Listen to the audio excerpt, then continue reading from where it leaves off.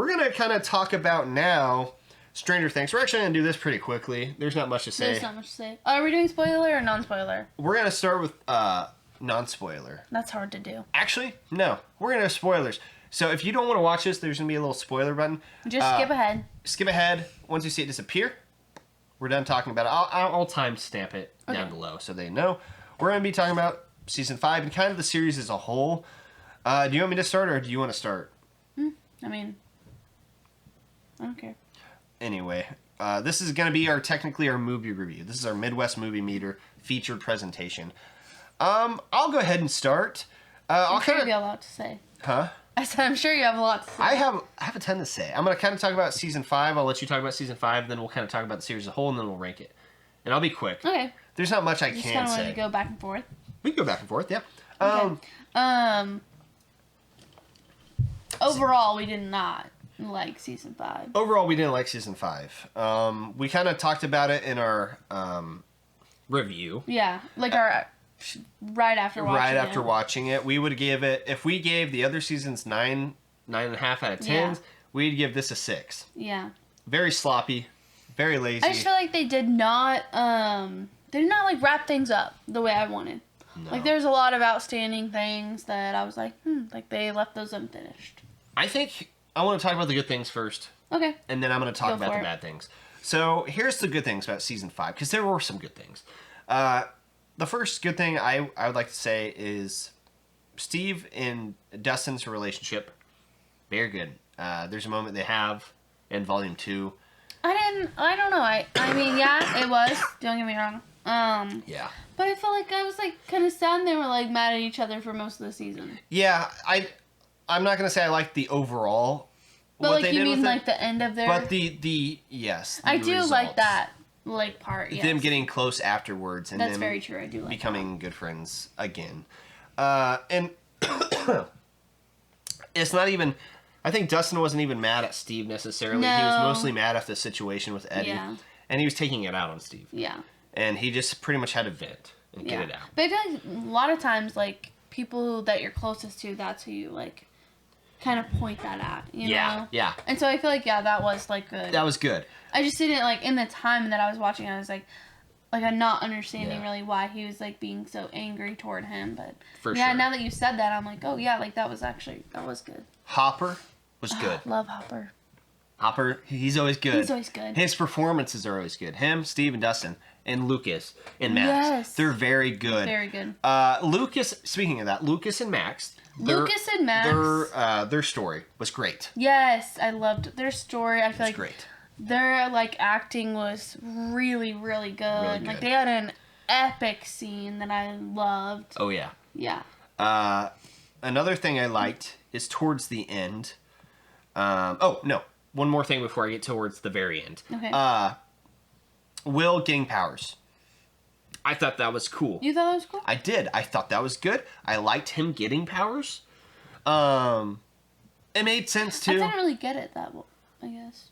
I always imagine Will as a Horcrux. Oh, I in guess, a way, yeah, you did tell me that.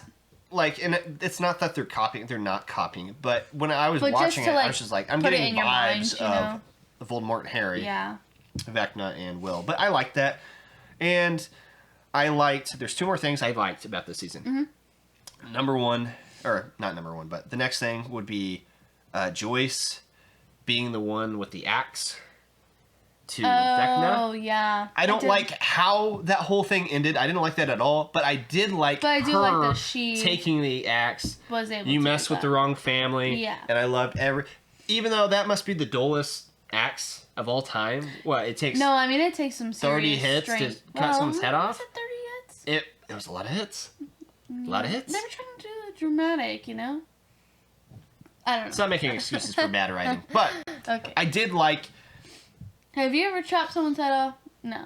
No, it's probably harder than you think. No, I bet you I could do it in 3. I could probably do it in 3. You can I could probably chop someone's head off in 3. In 3? Yeah, no. probably. FBI, please don't use this against me. No, regardless, I like that because yes, Joyce has lost a lot of people and has been majorly affected by Vecna, and I just loved that she was the one that got to be like, you know what? You're done, buddy. Yeah. And I'm going to be the one to finish you. Yeah, I didn't really think about that, but yeah, I really like that too. And then the epilogue. The last 40 minutes of the episode, which I'm fine with. I did like that they went and they like wrapped everyone's story I liked the graduation. and... I liked the Hopper proposal. Yeah, I liked... That was one of my favorites. I really liked the 4 older teens that kind of took care of the kids. Rob and Nancy, Jonathan, Steve. On the rooftop. And talking about, hey, we need to meet up once a month. I did because like that's that. how life is. When you get old, you're like so busy. So busy, yeah. It is like, well... And then you never see anyone unless you schedule again. to make time. They nailed that. They did. I did really like that. I really liked that. And then the last scene. I'm getting chills thinking about it. It's really good, actually. Very emotional. Very heartbreaking. And in a good way, though. And that is the last D&D game. It started with the D&D game. It ends with the D&D game. I really liked when they like were putting their characters, their books, because it wasn't just like them putting like it up. I felt like it was almost just like also the actors, yeah, kind of putting away like that character and for the final time. And you're so heartbroken for Mike. Yeah, everyone gets their happy ending, and he doesn't. Yeah. That is sad. But I loved it because Dustin finally gets the girl that refused to dance with him, said, hey, let's come to this party. And instead of them going to the party and him maybe potentially getting a girlfriend, a new girlfriend, I don't know what happened to Susie Poo. They're like, no, let's go play D&D yeah. one last time. Or at least that's what you, like, that's one what, last time for us. Kind of feels like, yeah. And it's so, like, yeah. And I also kind of liked that they had, like, Holly and her friends go down and, like, start, like, a new tradition of them playing, like, D&D. Them playing. Very well done. Yeah. I hats really off good. for the last 40 minutes. Now, let's get into this. Oh, jeez. Season 5 of Stranger Things sucked. It wasn't good. It was lazy. It was rushed. It was so rushed. It was so rushed. And here's the problem. The Duffer Brothers, they said, we've had this plan from the beginning. They did not. They are lying to us. They may have had that last 20 minutes planned from the beginning. Maybe. But this whole Vecna thing, I don't think they had a Vecna plan from the beginning. Oh, really? Nope. I think Vecna is something they made for season 4, and it worked out really well. And I think they had such a long time gap between season 4 and 5, and they're like, eh. To me, it felt like, and I've said this many times before, they wrote these first 4 seasons are so peak. And I wouldn't be as mad as I am, but I am very mad because of how good the first 4 seasons are. Oh, wait.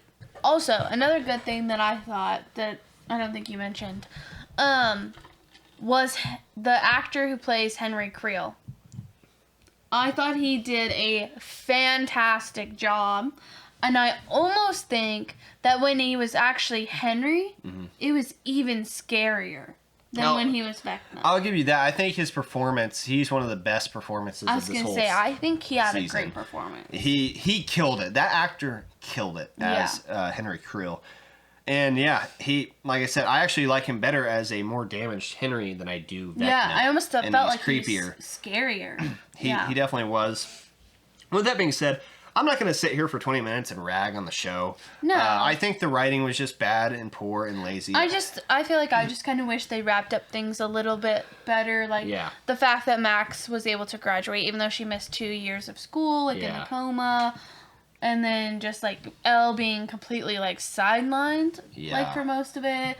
I kind of wish the, like, ending battle was more big, longer, more epic. Yeah. I felt like they jumped into it and bam, it was over. Yep, and I was agree. Like, whoa, like, we're done with the final battle already? I was like, wow, that was fast. I don't know, I don't know how they would have done it differently. I don't know, it just felt, like, quick. I thought the performances were all kind of phoned in. They were kind of poor, and I actually figured it out. I actually don't think it's even the actors. I think it's the dialogue that they were given. The dialogue was just so badly written. And I had a serious issue. I'm trying to think. What was it? It's Max and Holly. Max has been stuck in a memory for 2 years.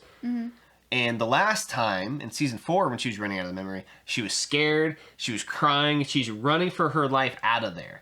Now that she's been trapped in there for 2 years, all of a sudden, right before the exit, we're going to stop and talk. Oh, wait. No, I saw someone talk about this. Not that it was true. I don't know exactly, Okay. But they had a take on that, because you know how they were, talking a lot? Yeah. They had a take on that where it wasn't going to close. And Henry couldn't get to them because they went through a memory that he was not going to enter. Oh. And so they said, they had all the time in the world. And Max learned that she didn't need that song to be playing for it to stay open. All she needed was to focus on Lucas.